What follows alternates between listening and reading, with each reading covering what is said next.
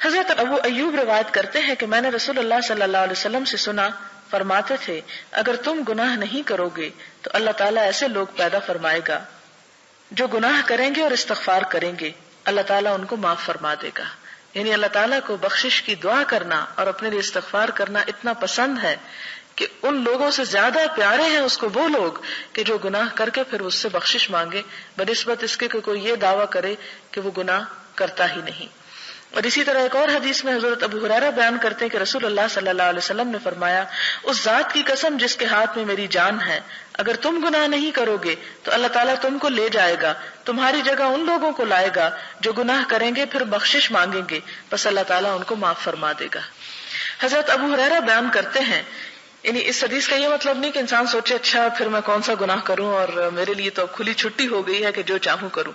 یہ نہیں، انسان کو اللہ تعالیٰ کے حضور ڈرتے ہوئے ہی، یعنی جب آپ باب الرجاء پڑھیں تو پیچھے سے باب الخوف بھی پڑھ لیں کہ اللہ تعالیٰ جہاں بہت رحمت کرنے والے ہیں وہاں بہت شدید بھی ہیں.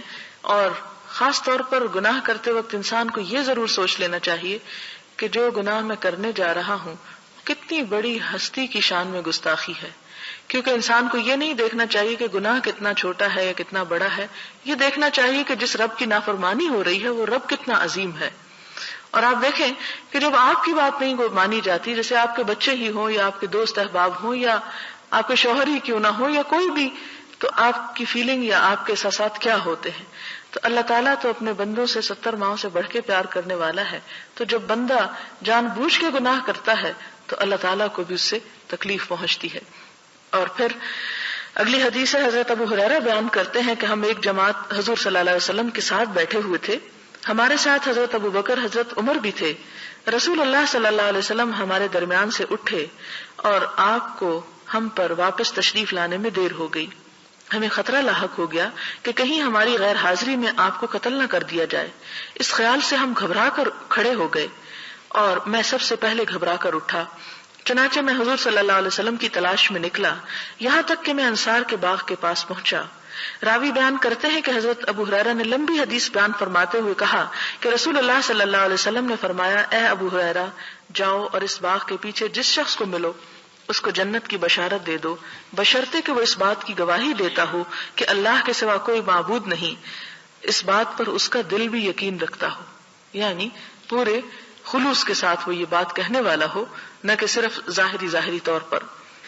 حضرت عبداللہ بن عمرو بن عاص بیان کرتے ہیں کہ نبی صلی اللہ علیہ وسلم نے حضرت ابراہیم علیہ السلام کے بارے میں اللہ عز و جل کا فرمان پڑھا کہ ابراہیم علیہ السلام نے کہا، اے میرے پروردگار، انہوں نے بہت لوگوں کو گمراہ کیا، بس جو شخص میری تابعداری کرے گا وہ مجھ سے ہے.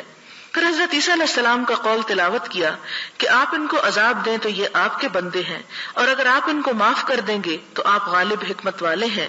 بس آپ نے اپنے ہاتھوں کو اٹھایا اور دعا کی، اے اللہ پاک میری امت کو معاف کر دیجئے، اور آپ رونے لگ گئے. اللہ عز و جل نے فرمایا، اے جبریل علیہ السلام محمد صلی اللہ علیہ وسلم کے پاس جاؤ اور ان سے پوچھو کہ آپ کس لیے رو رہے ہیں، حالانکہ اللہ تعالیٰ خود خوب جانتا ہے. بس آپ کے پاس جبریل علیہ السلام آئے، رسول اللہ صلی اللہ علیہ وسلم نے اس کو بتا دیا جو آپ نے دعا کی تھی، اور اللہ خوب جانتا ہے کہ آپ نے کیا دعا کی تھی. تو اللہ تعالیٰ نے فرمایا، اے جبریل تم محمد صلی اللہ علیہ وسلم کے پاس جاؤ اور ان سے کہو کہ ہم آپ کو آپ کی امت کے بارے میں خوش کر دیں گے اور آپ کو غم میں مبتلا نہیں کریں گے. اس سے آپ اندازہ لگائیں کہ حضور صلی اللہ علیہ وسلم کے ہم پر کتنے احسانات ہیں، اور کتنا وہ اپنی امت کے بارے میں فکر مند ہوتے تھے، اور کتنا اپنی امت کے مستقبل کے بارے میں خوف رکھتے تھے کہ اللہ تعالیٰ کا غضب جو اتنا شدید ہے، اگر وہ امت اس میں گرفتار ہو گئی تو چھوٹ کس طرح ہوگی. اور آپ ہمارے لیے دعائیں کرتے تھے، لیکن میں اور آپ سوچیں کہ ہم آپ صلی اللہ علیہ وسلم کے لیے کتنا درود پڑھتے ہیں، ہم آپ کے لیے کتنا درود بھیجتے ہیں اور آپ پر کتنا سلام پڑھتے ہیں. یہ کوتاہی ہونی نہیں چاہیے، کیونکہ آپ کے لیے جب درود شریف پڑھا جاتا ہے تو ایک دفعہ پڑھنے سے 10 رحمتیں لازم آتی ہیں. پھر اسی طرح حضرت معاذ بن جبل روایت کرتے ہیں کہ میں ایک گدھے پر نبی صلی اللہ علیہ وسلم کے پیچھے بیٹھا ہوا تھا. آپ نے فرمایا، اے معاذ کیا تجھے معلوم ہے کہ اللہ کا اس کے بندوں پہ کیا حق ہے اور بندوں کا حق اللہ پر کیا ہے؟ میں نے عرض کی کہ اللہ اور اس کے رسول خوب جانتے ہیں. آپ نے فرمایا، اللہ کا بندوں پہ یہ حق ہے کہ وہ اس کی عبادت کریں اور اس کے ساتھ کسی چیز کو شریک نہ ٹھہرائیں، اور بندوں کا حق اللہ پر یہ ہے کہ اللہ پاک اس انسان کو عذاب میں مبتلا نہیں کرے گا جو اس کے ساتھ کسی کو شریک نہ ٹھہرائے گا۔ میں نے عرض کیا یا رسول اللہ صلی اللہ علیہ وسلم، کیا میں لوگوں کو اس کی خوشخبری نہ دے دوں؟ آپ نے فرمایا خوشخبری نہ دو، اس لیے کہ لوگ اس پر بھروسہ کر بیٹھیں گے اور عمل چھوڑ دیں گے، یعنی پھر کام نہیں کریں گے اور کہیں گے کہ بس چونکہ ہم کلمہ پڑھ رہے ہیں یہی ہمارے لیے کافی ہے۔ اور آج شاید ہمارے دور کی امت نے بھی یہی سوچ رکھا ہے، چونکہ ہم کلمہ پڑھتے ہیں اس لیے۔ لیکن سوچنا یہ چاہیے کہ ہم نے کلمہ کتنے شعور اور کتنے خلوص کے ساتھ پڑھا ہے۔ ہم تو اس لیے پڑھتے ہیں کہ مسلمانوں کے گھر میں پیدا ہو گئے، ہم نے اپنی ایفرٹ اور اپنے شوق اور اپنی محبت کے ساتھ کتنا اللہ تعالیٰ کا حق ادا کیا ہے، اس چیز کی طرف بھی توجہ لازم ہے۔ اور پھر آپ دیکھیں کہ جیسے سورۃ الکہف کی آخری آیت ہے، اس کا شان نزول میں یہ بتایا جاتا ہے، ایک روایت میں آتا ہے کہ ایک شخص حضور صلی اللہ علیہ وسلم کے پاس حاضر ہوا اور کہنے لگا کہ اللہ کے رسول صلی اللہ علیہ وسلم، میں جب کوئی کام کرتا ہوں تو میں چاہتا ہوں کہ دنیا میں بھی میری اس سے شہرت ہو اور آخرت میں بھی اس کا اجر ملے، تو کیا مجھے اجر ملے گا؟ کیا مجھے اس پر ثواب ہوگا؟ تو اس پر حضور صلی اللہ علیہ وسلم خاموش ہو گئے۔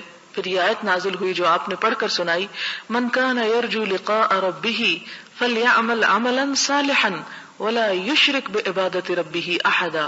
جو شخص اپنے رب سے ملاقات کی امید رکھتا ہو اسے چاہیے کہ نیک عمل کرتا رہے، فلیعمل یعنی عمل کرتا رہے یا کرے، عملا صالحا نیک عمل، اور کیا نہ کرے، ولا یشرک بعبادۃ ربہ احدا، اور اپنے رب کی عبادت میں کسی کو شریک نہ ٹھہرائے۔ اور رب کی عبادت میں یعنی جو بھی عبادت یعنی جو بھی اطاعت اور جو بھی نیکی کا کام انسان اللہ کی خوشی کے لیے کرے، پھر اس میں کسی اور کی خوشی کی پرواہ نہ کرے یا اس کو شامل نہ کرے۔ اگلی حدیث حضرت براء بن عازب سے روایت ہے، نبی صلی اللہ علیہ وسلم نے فرمایا، مسلمان سے جب قبر میں سوال کیا جاتا ہے تو وہ گواہی دیتا ہے کہ اللہ کے سوا کوئی معبود نہیں اور محمد صلی اللہ علیہ وسلم اللہ پاک کے رسول ہیں۔ اللہ کا ارشاد خدا مومنوں کے دلوں کو ٹھیک اور پکی بات سے دنیا کی زندگی میں بھی مضبوط رکھتا ہے اور آخرت میں بھی رکھے گا۔ یہ ارشاد اللہ تعالیٰ کا ارشاد اس کے مطابق ہے۔ مراد یہ ہے کہ جو شخص دنیا میں ایمان پر قائم رہا، قبر کے اندر جب اس سے سوال کیے جائیں گے تو اس کی وجہ سے وہاں بھی وہ ثابت قدم رہے گا۔ حضرت انس رسول اللہ صلی اللہ علیہ وسلم سے روایت کرتے ہیں، آپ نے فرمایا کہ کافر جب کوئی نیک کام کرتا ہے تو اس کی وجہ سے اس کو دنیا ہی میں مزہ چکھا دیا جاتا ہے، دنیا میں ہی کوئی نہ کوئی اس کے لیے خیر خواہی بھلائی پیدا کر دی جاتی ہے، اور مومن کے لیے اللہ پاک اس کی نیکیوں کا آخرت میں ذخیرہ بناتے ہیں اور اس کی فرما برداری کی وجہ سے دنیا میں بھی رزق دیتے ہیں۔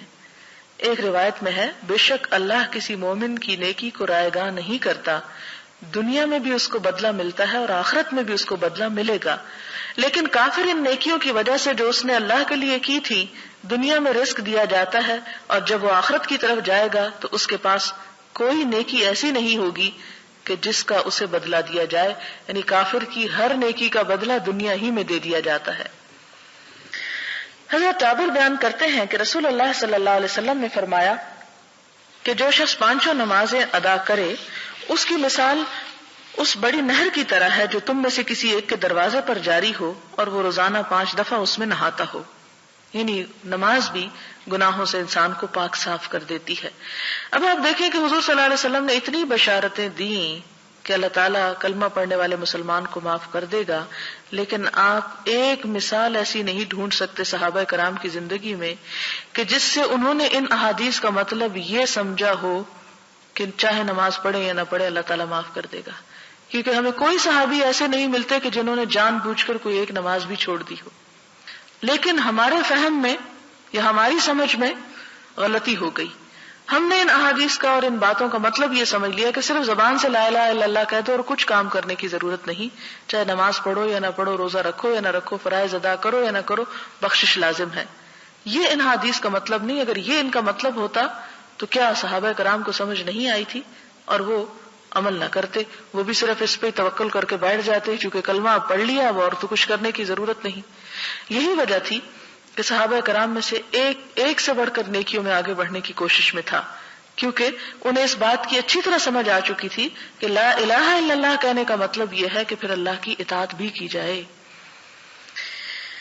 پھر اسی طرح آپ صلی اللہ علیہ وسلم بیان کرتے ہیں کہ جو مسلمان مر جاتا ہے اور اس کے جنازے میں 40 آدمی شریک ہوتے ہیں جو اللہ کے ساتھ کسی کو شریک نہ بناتے ہوں تو اللہ تعالیٰ اس میت کے بارے میں ان کی سفارش کو قبول فرمائے گا۔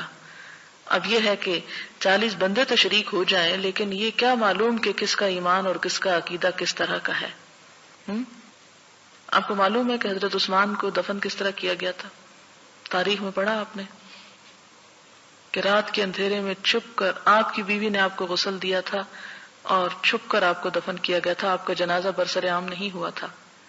خیر ان لوگوں کو تو دنیا میں ہی جنت کی بشارت مل گئی تھی، میں تو صرف مثال یہ اس موقع پہ اس لیے دے رہی ہوں کہ ضروری نہیں کہ ہم اس انتظار میں بیٹھ جائیں کہ ہمارے 40 لوگ ہمارا جنازہ پڑھیں گے تو ہم بخشے جائیں گے۔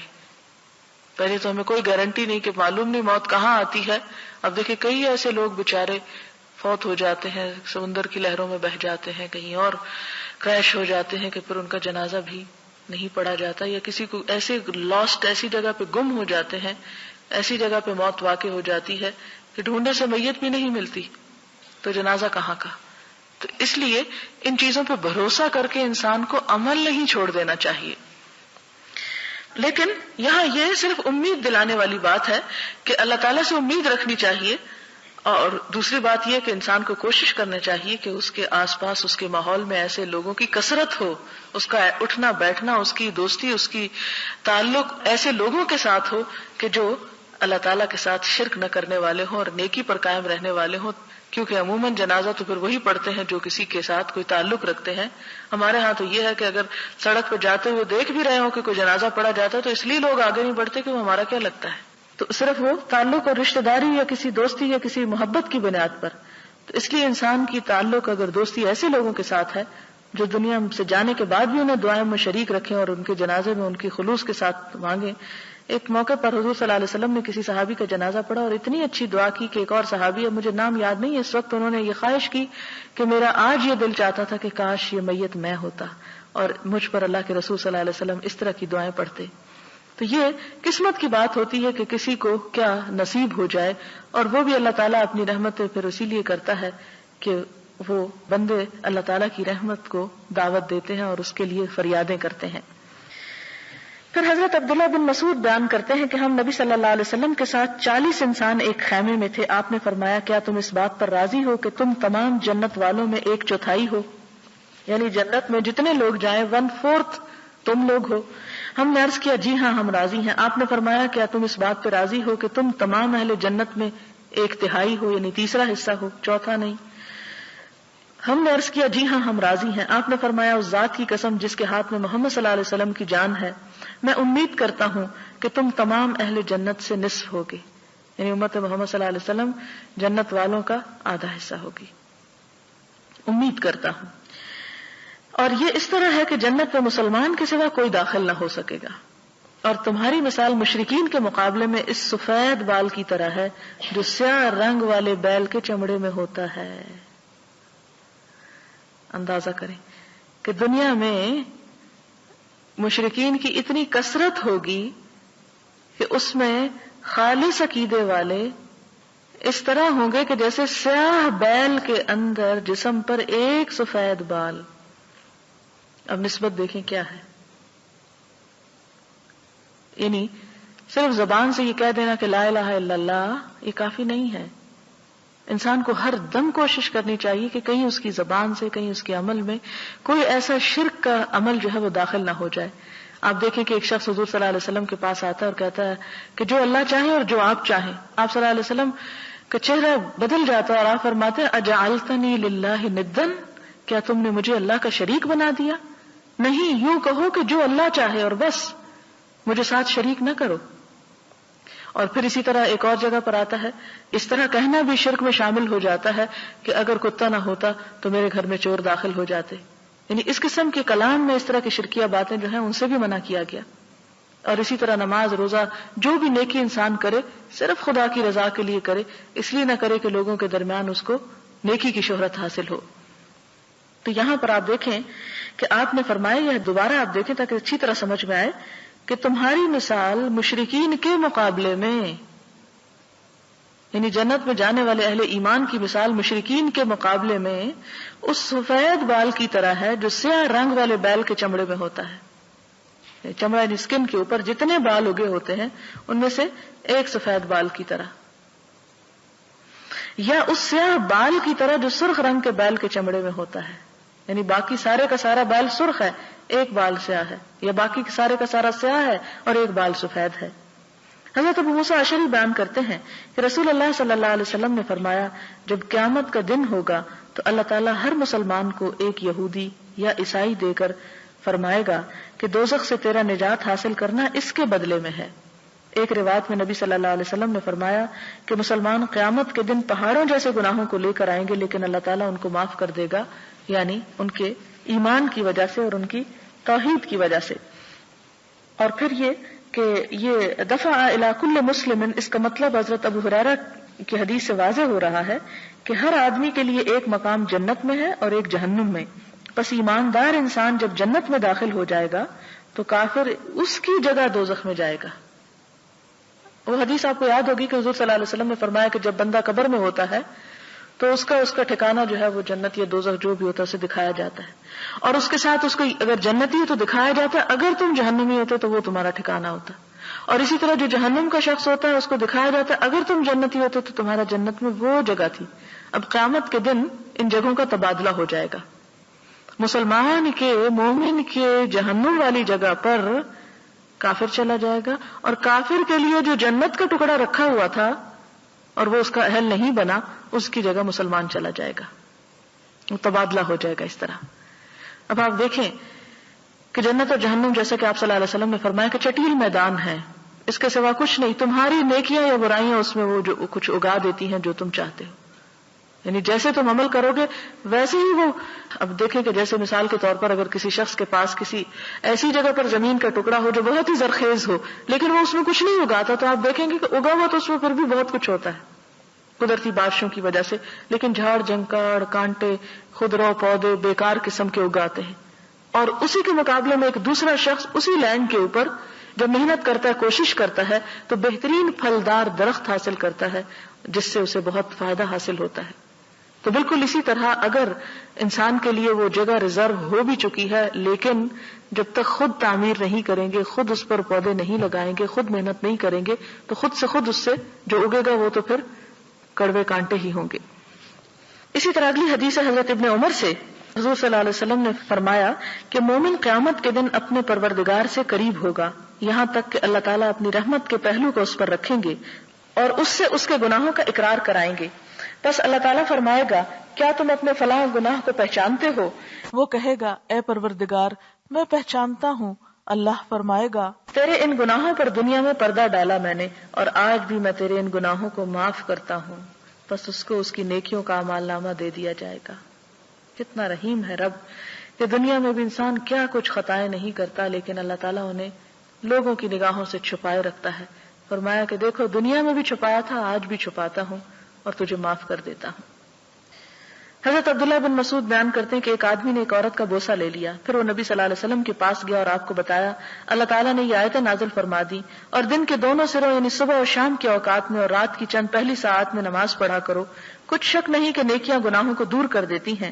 یہ سن کر اس آدمی نے کہا، یا رسول اللہ کیا صرف میرے لیے حکم ہے؟ آپ نے فرمایا میری تمام امت کے لیے، کہ اگر اتنا بڑا گناہ بھی ہو جائے کسی سے تو اللہ تعالیٰ اس کو معاف کر دیتے ہیں، بشرطے کہ وہ اس گناہ پر اصرار نہ کرے، اور اس لیے وہ گناہ نہ کرتا چلا جائے کہ معافی تو ہو ہی جائے گی، کوئی فرق نہیں۔ جان بوجھ کے گناہ کرنا اور ہے، مومن سے خطا ہو جاتی ہے، وہ کرتا نہیں، وہ ڈھیٹ بن کر اللہ تعالیٰ کو ناراض نہیں کرتا۔ حضرت انس بیان کرتے ہیں کہ ایک آدمی نبی صلی اللہ علیہ وسلم کی خدمت میں حاضر ہو کر کہنے لگا، یا رسول اللہ میں حد کے کام کو پہنچا ہوں، یعنی مجھ سے جرم ہوا ہے کہ مجھ پہ حد جاری ہو، اس پر لہٰذا مجھ پہ حد قائم کریں۔ اسی اثناء میں نماز کا وقت ہو چکا تھا، اس آدمی نے رسول اللہ صلی اللہ علیہ وسلم کے ساتھ نماز ادا کی۔ جب نماز ختم ہو چکی تو اسی آدمی نے عرض کیا، یا رسول اللہ میں حد کے کام کو پہنچا ہوں، مجھ پر اللہ کی کتاب کا حکم نافذ فرمائیں۔ آپ نے فرمایا، کیا تو ہمارے ساتھ نماز میں موجود تھا؟ اس نے کہا، جی ہاں۔ فرمایا، تجھے معاف کر دیا گیا۔ اور اس میں حد سے مراد یہ ہے کہ ایسا گناہ جو قابل تعزیر ہے، ورنہ یہاں حد سے مراد حقیقی حد نہیں ہے، جیسے کہ زنا کی حد یا شراب پینے کی حد، اس لیے کہ یہ حدود نماز پڑھنے سے ساقط نہیں ہوتی، اور نہ ہی کسی حاکم کے لیے جائز ہے کہ ایسے مجرم کو معاف کر دے۔ اور اس کے بارے میں آپ دیکھیں کہ حضور صلی اللہ علیہ وسلم کے طرز عمل سے یہ بات ثابت ہے کہ آپ نے حدود نافذ کی۔ یہاں مراد یہ کہ ایسا کوئی گناہ کہ جس پر سزا مل سکتی تھی اور آپ کو معلوم ہوگا کہ حد اور تعزیر میں فرق کیا ہے. مثلا آپ دیکھیں کہ شراب پینے پر تو 80 کوڑوں کی حد مقرر ہے، لیکن اگر کوئی شخص کسی اور چیز کا جیسے ہیروئن وغیرہ کا نشہ کر لیتا ہے اور اس میں وہ نشے میں مست ہو جاتا ہے تو اس صورت میں اس پر حد شراب والی نافذ نہیں ہوگی بلکہ تعزیر ہوگی.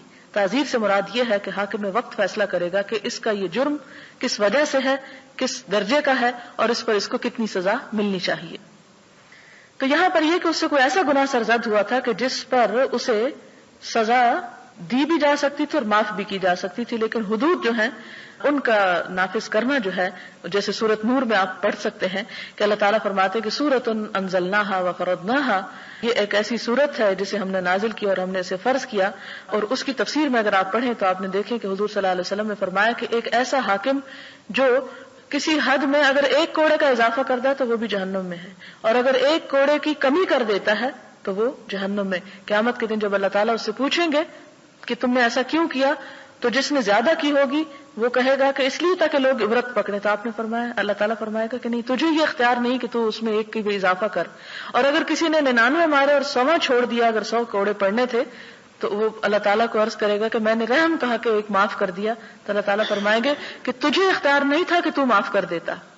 لہٰذا اللہ تعالیٰ کی حدود کو جہاں تک نافذ کرنے کا تعلق ہے وہ تو نافذ ہوں گی ہی، لیکن یہاں حد کا لفظ اپنے ٹیکنیکل ٹرم میں نہیں آیا بلکہ عام معنی میں آیا کہ اللہ کے رسول صلی اللہ علیہ وسلم، مجھ سے کوئی گناہ ہو گیا، آپ مجھے سزا دیں تاکہ میرا گناہ دھل جائے. تو اس سے آپ اندازہ لگائیں کہ صحابہ کرام جان بوجھ کے گناہ نہیں کرتے تھے، اگر ہو بھی جاتا تو پھر فوراً آ جاتے اللہ کے رسول صلی اللہ علیہ وسلم کے پاس کہ دنیا میں ہی ابھی سزا مل جائے. اس سے یہ پتہ چلتا ہے کہ اس کا یہ مطلب نہیں کہ انسان اس امید پر ٹھنڈے دل سے گناہ کرے کہ کیونکہ معاف ہونا ہے اس لیے میں گناہ کر لوں، پھر معافی مانگ لیں گے. جیسے کہ وہ حضرت یوسف علیہ السلام کے بھائیوں نے کہا تھا کہ تم کیا کرو، یوسف کو قتل کر دو، وَتَكُونُوا مِن بَعْدِهِ قَوْمًا صَالِحِينَ، اور اس کے بعد تم نیک بن جانا. تو یہ کس کو دھوکہ دیتا ہے انسان؟ اللہ تعالیٰ کو نہیں. انسان اگر کبھی انسان ہونے کے ناطے جب خطا کر لیتا ہے تو ان گناہوں کی بخشش کا یہاں پر ذکر کیا جا رہا ہے. پھر حضرت انس بن مالک بیان کرتے ہیں کہ رسول اللہ صلی اللہ علیہ وسلم نے فرمایا، بے شک اللہ تعالیٰ اس بندے سے راضی ہوتا ہے جو کھانا تناول کرتا ہے تو الحمدللہ کہتا ہے، یا پانی پیتا ہے تو الحمدللہ کہتا ہے، یعنی نعمت کا پھر وہ ایک طرح سے شکر ادا ہو جاتا ہے. حضرت ابو موسیٰ روایت کرتے ہیں کہ نبی صلی اللہ علیہ وسلم نے فرمایا، بے شک اللہ رات کے وقت اپنے ہاتھ کو پھیلاتا ہے تاکہ دن بھر گناہ کرنے والے توبہ کریں، اور دن کو اپنا ہاتھ پھیلاتا ہے تاکہ رات بھر گناہ کرنے والے توبہ کر لیں. یہ سلسلہ قائم رہے گا جب تک کہ سورج مغرب کی طرف سے طلوع نہ ہو جائے. حضرت ابو نجیح عمر بن ابسہ السلمی روایت کرتے ہیں کہ دور جاہلیت میں سمجھتا تھا کہ لوگ گمراہی پر ہیں، چونکہ وہ بتوں کی پوجا کرتے تھے، اس لیے میرے نزدیک وہ صحیح دین پر نہ تھے. چنانچہ میں نے سنا کہ مکہ میں ایک آدمی ہے جو لوگوں کو نئی نئی خبریں دیتا ہے، یعنی حضور صلی اللہ علیہ وسلم کی طرف اشارہ ہے. میں اپنی سواری پر سوار ہو کر اس کے پاس گیا تو میں کیا دیکھتا ہوں کہ وہ رسول اللہ صلی اللہ علیہ وسلم ہیں، چھپ چھپ کر رہتے ہیں، اور اس کی قوم ان کی مخالفت میں بڑی دلیر ہے. میں ایک جگہ بلطائف الحیل میں ان کی خدمت میں حاضر ہوا. میں نے عرض کیا، یعنی آپ چونکہ چھپ چھپ کے عبادت کرتے تھے اس لیے خاص جگہ کا نام ہے کہ وہاں میں حاضر ہوا. میں نے عرض کیا کہ آپ کون ہیں؟ آپ نے فرمایا میں نبی ہوں. میں نے عرض کیا نبی کس کو کہتے ہیں؟ آپ نے فرمایا مجھے اللہ نے رسول بنا کر بھیجا ہے. میں نے عرض کیا کیا چیز دے کر بھیجا ہے؟ آپ نے فرمایا مجھے صلہ رحمی کرنے اور بتوں کو توڑنے کے لیے بھیجا ہے، نیز اس لیے کہ اللہ کو ایک سمجھا جائے، اس کے ساتھ کسی کو شریک نہ ٹھہرایا جائے. میں نے عرض کیا اس دین پر آپ کے ساتھی کون ہیں؟ فرمایا ایک آزاد ایک غلام. ان دنوں میں ابھی تک حضرت ابو بکر اور حضرت بلال اسلام کے دائرے میں داخل ہوئے تھے. میں نے عرض کیا میں آپ کا تابع دار ہوں. آپ نے فرمایا ان حالات میں آپ کے لیے میری تابع داری کرنا مشکل ہے. لوگوں کا جو میرے ساتھ طرز عمل ہے وہ آپ کے سامنے ہے. ابھی آپ اپنے گھر واپس چلے جائیں، جب آپ سنیں کہ مجھے غلبہ حاصل ہو چکا ہے تو میرے پاس آ جانا. وہ بیان کرتا ہے کہ میں اپنے گھر چلا گیا. جب رسول اللہ صلی اللہ علیہ وسلم ہجرت فرما کر مدینہ تشریف لے گئے تو ابھی تک میں گھر میں ہی تھا اور آپ کے بارے میں خبریں معلوم کرتا رہتا تھا اور لوگوں سے پوچھتا رہتا تھا، یہاں تک کہ میرے گھر والوں میں سے ایک جماعت مدینہ گئی. واپسی پر میں نے ان سے پوچھا کہ اس آدمی کا کیا حال ہے جو مدینہ میں آیا ہوا ہے. انہوں نے جواب دیا لوگ تیزی کے ساتھ اس کی طرف جا رہے ہیں. اس کی قوم نے اس کو قتل کرنے کا منصوبہ بنایا تھا لیکن وہ اسے قتل نہ کر سکے. یہ سن کر میں مدینہ آیا، آپ کی خدمت میں حاضر ہوا. عرض کیا یا رسول اللہ صلی اللہ علیہ وسلم آپ مجھے پہچانتے ہیں؟ فرمایا ہاں تو وہی انسان ہے جو مجھے مکہ میں ملا تھا. بس میں نے عرض کیا یا رسول اللہ صلی اللہ علیہ وسلم مجھ کو وہ باتیں بتلائیں جو اللہ نے آپ کو سکھائی ہیں اور میں ان باتوں کو نہیں جانتا، مجھ کو نماز کے بارے میں بتائیں۔ فرمایا صبح کی نماز ادا کرنے کے بعد جب تک سورج ایک نیزے کے برابر نہ ہو جائے نماز ادا کرنے سے بند رہو، اس لیے کہ سورج شیطان کے 2 سینگوں کے درمیان طلوع ہوتا ہے، اس وقت کافر اس کو سجدہ کرتے ہیں۔ اس کے بعد نماز پڑھو، اس لیے کہ نماز میں فرشتے حاضر ہوتے ہیں اور نماز پڑھنے والوں کے گواہ بنتے ہیں، یہاں تک کہ نیزے کا سایہ تقریباً رہے، یعنی نصف النہار کے وقت۔ تو اس وقت بھی نماز پڑھنے سے رکے رہو، کیونکہ اس وقت جہنم زیادہ بھڑک رہی ہوتی ہے۔ جب سایہ ڈھل جائے تو نماز پڑھو، اس لیے کہ نماز میں فرشتے حاضر ہوتے ہیں اور نماز پڑھنے والوں کے گواہ بنتے ہیں، یہاں تک کہ تو عصر کی نماز ادا کرے، پھر سورج کے غروب ہونے تک نماز پڑھنے سے رک جا، یہاں تک کہ سورج ڈوب جائے، اس لیے کہ سورج شیطان کے 2 سینگوں کے درمیان ڈوبتا ہے اور اس وقت کافر اس کو سجدہ کرتے ہیں۔ راوی نے بیان کیا، میں نے عرض کیا اے اللہ کے نبی صلی اللہ علیہ وسلم مجھے وضو کے بارے میں کچھ بتائیں۔ فرمایا تم میں سے جو آدمی وضو کا پانی قریب کرتا ہے، کلی کرتا ہے، ناک میں پانی ڈالتا ہے، ناک صاف کرتا ہے تو اس کے چہرے، منہ، ناک کے گناہ گر جاتے ہیں، پھر جب چہرہ دھوتا ہے جس طرح اللہ نے حکم دیا تو چہرے کے گناہ داڑھی کے کناروں سے پانی کے گرنے کے ساتھ گر جاتے ہیں، پھر اپنے دونوں ہاتھوں کو کوہنیوں تک دھوتا ہے تو اس کے دونوں ہاتھوں کے گناہ اس کی انگلیوں سے پانی کے ساتھ گر جاتے ہیں، پھر اپنے سر کا مسح کرتا ہے تو اس کے سر کے گناہ اس کے بالوں کے کناروں سے پانی کے ساتھ گر جاتے ہیں، پھر اپنے دونوں پاؤں کو ٹخنوں تک دھوتا ہے تو اس کے دونوں پاؤں کے گناہ اس کی انگلیوں سے پانی کے ساتھ نکل جاتے ہیں۔ بس جب وہ نماز پڑھنے کے لیے کھڑا ہوتا ہے اللہ تعالیٰ کی حمد و ثنا کرتا ہے اور اس کی بزرگی بیان کرتا ہے جس طرح کہ اس کی شان کے لائق ہے، اور اپنے دل کو اللہ کی طرف متوجہ کرتا ہے، یعنی خشوع سے نماز پڑھتا ہے، تو وہ اپنے گناہوں سے اس طرح باہر نکل آتا ہے جیسا کہ وہ ماں کے پیٹ سے پیدا ہونے کے دن تھا۔ یعنی یہ عبادات جو ہیں یہ بھی انسان کے گناہوں کو دھونے کا سبب بنتی ہیں۔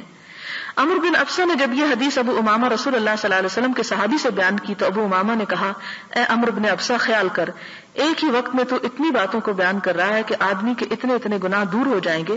عمر نے کہا اے ابو امامہ میں بوڑھا ہو چکا ہوں اور میری ہڈیاں کمزور ہو گئیں، میری موت کا وقت قریب آ چکا اور مجھے کچھ حاجت نہیں کہ میں اللہ اور اس کے رسول پر جھوٹ بولوں، یعنی میں تمہیں کوئی غلط حدیث نہیں سنا رہا۔ اگر میں نے اس حدیث کو رسول اللہ صلی اللہ علیہ وسلم سے 1 بار یا 2 بار یا 3 بار یہاں تک کہ 7 بار نہ سنا ہوتا تو میں اس حدیث کو کبھی بیان نہ کرتا، لیکن میں نے آپ سے یہ حدیث اس سے بھی زیادہ بار سنی ہے، اس لیے میں تمہیں سنا رہا ہوں کہ اس طرح انسان کے گناہ معاف ہوتے ہیں۔ اور پھر اگلی حدیث ہے، حضرت ابو موسیٰ اشعری سے روایت ہے، کہتے ہیں کہ آپ صلی اللہ علیہ وسلم نے فرمایا جب اللہ تعالیٰ کسی امت پر رحمت کرنے کا ارادہ فرماتے ہیں تو امت سے پہلے ان کے نبی کی روح کو قبض فرما لیتے ہیں، بس نبی کو ان کے لیے بحیثیت منتظم ان سے پہلے بھیج دیتے ہیں، اور جب کسی امت کی بربادی کا ارادہ کرتے ہیں تو نبی کی زندگی ہی میں ان کو عذاب میں مبتلا کرتے ہیں، اور نبی زندہ ہوتا ہے، ان کی تباہی اور بربادی کو دیکھ رہا ہوتا ہے، اور ان کی تباہی سے اس کی آنکھوں کو ٹھنڈک نصیب ہوتی ہے، اس لیے کہ یہ لوگ نبی کو جھٹلاتے رہے اور اس کے حکم کی نافرمانی کرتے رہے۔ اگلا باب جو ہے یہ امید کے بارے میں ہے، اور پھر اس سے اگلا جو ہے خوف اور امید دونوں کو ایک ساتھ رکھنے کا بیان ہے، اور یہیں سے پتہ چلتا ہے کہ دین اعتدال کا دین ہے، ایک بیلنسڈ دین ہے، اس میں ایسا نہیں کہ انسان خوف سے مایوس ہو جائے یا امید سے پھر بے پرواہ ہو جائے اور ہر غلط کام کرے، بلکہ اصل ایمان جو ہے خوف اور امید دونوں کے درمیان ہے۔ وآخر دعوانا ان الحمد للہ رب العالمین۔ سبحان اللہ وبحمدہ عدد خلقہ ورضا نفسہ وزنة عرشہ ومداد کلماتہ سبحان اللہ العظیم سبحان اللہ والحمد للہ ولا الہ الا اللہ واللہ اکبر ولا حول ولا قوة الا باللہ العلی العظیم۔ اللہم صل علی محمد وعلی آل محمد كما صلیت علی ابراہیم وعلى آل إبراهيم إنك حميد مجيد۔ اللهم بارك على محمد وعلى آل محمد كما باركت على إبراهيم وعلى آل إبراهيم إنك حميد مجيد۔ ربنا ظلمنا أنفسنا وإن لم تغفر لنا وترحمنا لنكونن من الخاسرين۔